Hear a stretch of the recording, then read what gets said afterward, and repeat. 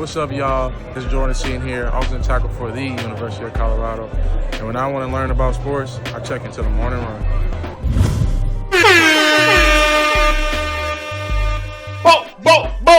But BYU coming to town, Uncle Neely. They got a back-to-back home game. What have you seen this week, man? Great practices, spirited practices, upbeat, up-tempo. What you thinking? Sunday's practice is just for the guys who played in less than 70% of the snaps. And so Monday, is really like recovery day, film, and that kind of thing. Tuesday was first practice, but on today, would it be on Wednesday, the practice is in the evening. Got a 7 p.m. practice, and then with Thursday, same thing. Coach Prime talked about it during his presser leading up to last week's night game, and talked about it in yesterday's presser leading up to this night game. He was going to keep the same schedule and make sure there were some night practices built in to keep that body clock still galvanized with game time. And so 2 evening practice. So we haven't practiced yet today. But what I'm seeing energy-wise in the building, what you hear guys in their film study, in their position meetings, that just looking forward to this challenge. BYU is currently 25 in the nation. Last time you faced them was the bowl game in Alamo Dome, Alamo Bowl down there in San Antonio. Not the outcome that the Colorado bus wanted. Good old-fashioned butt whipping, as Coach Prime would put it. So even though that is, quote unquote, flushed and no longer the same team like this. We got about a 50% new roster. They got about a 50% new roster. It's still one of those things where the last time you faced each other, they won. And right now they are ranked higher than you in the nation. They're 25. And right now Vegas, has them favored. So they're coming into your crib. You got to protect your crib. Like Sincere Brown said post-game the other day, you always want to do everything you can, to win your games at home, no matter what the odds are against you. So I'm looking forward to the matchup, Chico. I am too, man. But I'm looking forward more just for our side and what we can do and handle our business on our side. I think it'll take care of everything else as far as the game go and getting the win, W. Just take care of what we need to take care of, man. Clean up the penalties, control the offensive line, run the football, be decisive at the quarterback position, and play fast and physical, tough football on the defensive side. Yeah. Good morning, everybody. Harrison Simeon, Buffson SI. BYU, run first offense. You've played a lot of those so far. Is there any extra level of preparation you're taking this week to go up against that type of offense? Preparation the same every week. Just staying focused and just taking every day from today seriously, every snap seriously, because every snap gonna count if you're trying to play consistent games. So no different preparation. AMARI, I know you were kind of banged up at the end of last year, but given what happened with BYU down in San Antonio, especially with the guys that were on the team last year that are back here, is there any extra meaning to this football game? Oh, yeah, for sure. Yeah, it's a big game for me because, of course, as y'all know, I missed last year. So I want to face these guys, and they're a good group that I'm ready to face. So, yeah, I'm very excited to face them. AMARI, Leo Rivera with Scobo Sports. Looking at that defensive line unit, what do you guys need to do together that may not be showing out on film in order to improve this run defense? Rushing the passer together and just doing our job and not trying to do somebody else's job. Because you feel me, we play gap sound defense, so just doing our job is all we got to do. Hey, Mari. Brian Howell, the Daily Camera. You guys have had some injuries on that defensive line, and Anquin has to miss the first half of this game. And what's the challenge this week to for you guys that are healthy to kind of pick up the slack, especially with Anquin out that first half? Yeah, starting fast is a big thing this week. Trying to trying to just start fast. Yeah, we're trying to just show them our tempo and how we can play fast on defense and just affect the game up front in the first quarter all the way through the fourth quarter. So just starting fast till he comes back in. Hey, Mari, I'm Jack Harlow with Buffs on SI. Kind of in that same vein with some guys out. Just how much confidence do you have in some of the younger guys or guys lower on the depth chart to kind of step up this week? I'm very confident in my guys. I feel like we got a good 4 deep group of just domination, just hard nose tackle. So we're gonna play good for y'all and just coming off the ball fast. That's all we know. Hey, Amari, watching well off and I think Darius from this weekend's game, it seemed like there were a couple of moments where you were being pretty vocal as a leader. Is that something now, as your last year, kind of something that you're really trying to capitalize as the season goes on? It's something I'm trying to work on because as I just look at the team, we need a leader up front, and I know I could be that guy, and I am that guy. So just trying to lead from the front because we lead from the front, the guys in the back ain't gonna follow. That's it. The other thing I was curious about is now that it feels like quarterback has been settled, do you sense a sigh of relief or across the whole team that, okay, that's figured out, now we can move forward from there? Yes, I do. I do sense relief. Like we all got that figured out, and we could just do our own job and just worry about dominating from defensively, and the offense got it. So yeah, it is relief for us. Hey, Amari, Tyler King with the Denver Gazette. Coach Prime, obviously after the game, said he wasn't really happy with the way you guys finished the game defensively. Just kind of how has that translated to this week and kind of the work you guys are putting in?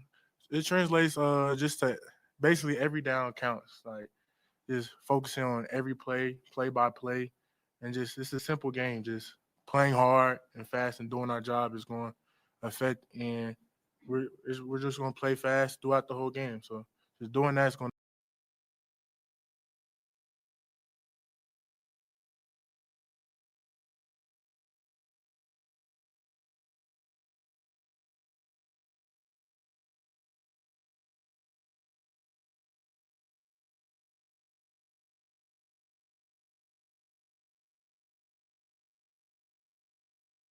And would have put them on the ground, hit them, just so they can just feel that we coming. So the teams that feel us coming in the first half, first quarter, they're not gonna want to play us the whole game. So just trying to show, make them feel us. Ryan Scholes from Ralph Report. You guys have some true freshmen making a difference on that defensive line, and Alex McPherson and London Merritt. What have you seen from those guys so far? I have seen a little change in them since the season started because they seen that they getting some time in there, and they seen that they could affect the game too. And like I like how they've been coming along. They look more hungry day by day, week by week, because they know that they got a part in this team and we need them. So I like how they've been coming along. All right, thanks, Mark. Thank you, guys.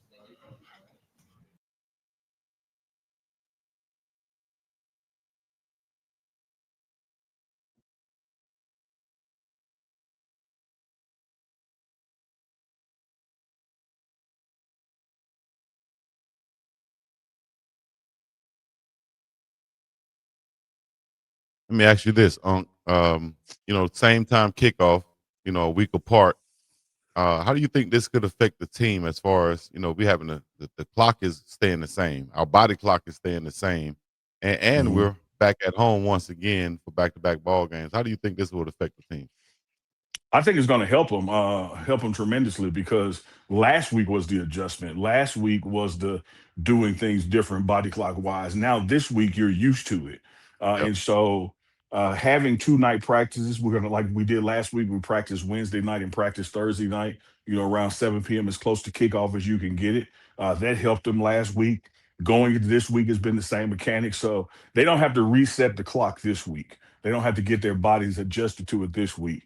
So I think that's going to be an up signal for them that we're already engaged and locked in that regard. Yeah, and once again, Coach Prime, freshmen, true freshmen like London Merritt, Alexander McPherson, Quentin Gibson, those guys making an impact on the team. What does that say to the recruits that's coming? We saw the #1 recruit in Alabama as far as wide receiver go at Folsom Field last week, talking to Coach Prime. At least that's when the picture came out. Could have been week 4. But talk to me about the recruiting aspect and as far as these true freshmen out there getting the chance to actually play in some meaningful ball games. Man, you can say one thing. You can say all you want to say. Men lie, women lie, but that film don't lie. And Coach Prime has told every parent that brings their child here on a visit, if I'm recruiting you as a freshman, I'm recruiting you because you can have an immediate impact on this team. And we want you to have an immediate impact on this team. And a lot of people think, every coach in America says that. Well, one thing Coach Prime has is the film to back it up. You look at the play that Jordan Seaton got, the play that Draylon Miller's gotten since he's been here. The play that Harge has gotten since he's been here. You look this past game, the number of freshmen that are out there on the field. Don't get me wrong. When you come here, you're going to leave here a better athlete than you came. There is a development, component to this program.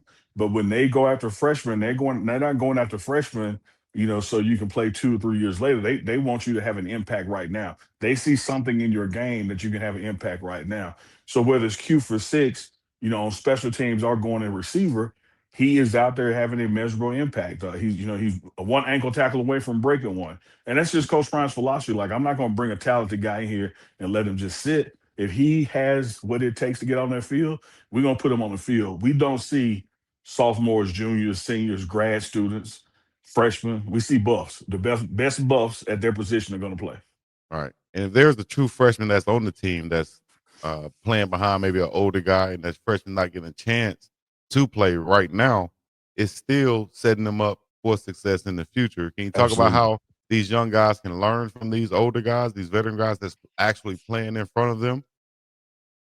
Well, one thing that's going to happen is you get those opportunities to practice. That doesn't change. You're going to still get your reps. In fact, Chico, when we practice on Sundays after the game, if you played in 70% or more of the snaps, you have a very light practice, and the guys who play 70% or less have a more intense practice.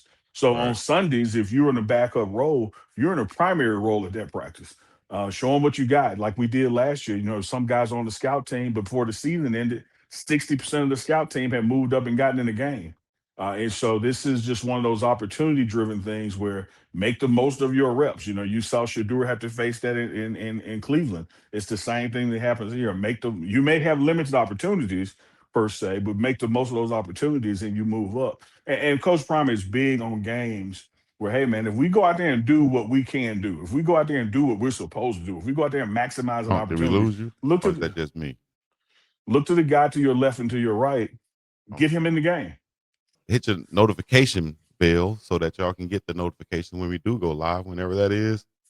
Like, subscribe, comment, everything else. And we're going to keep bringing it to you. We're not going to keep coming. We're just going to keep bringing it to you. That sounds better. But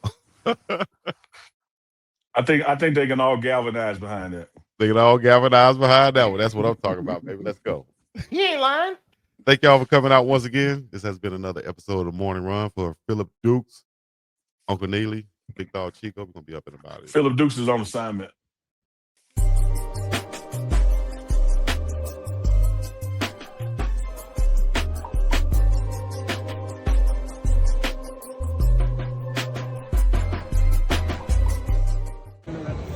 Caden Salter, quarterback, University of Colorado, and I start off every morning with a morning run.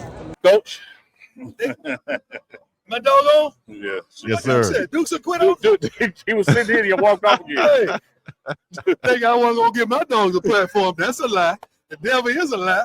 Think my dogs weren't going to get to sit up here with ESPN and Network and everybody else. That's a lie. Well, How they think I'm not going to put it on for my dogs that's been holding us down when nobody was holding us down. Had our back when nobody had our back. Saw in the future when nobody wanted to take that beat. How can I not?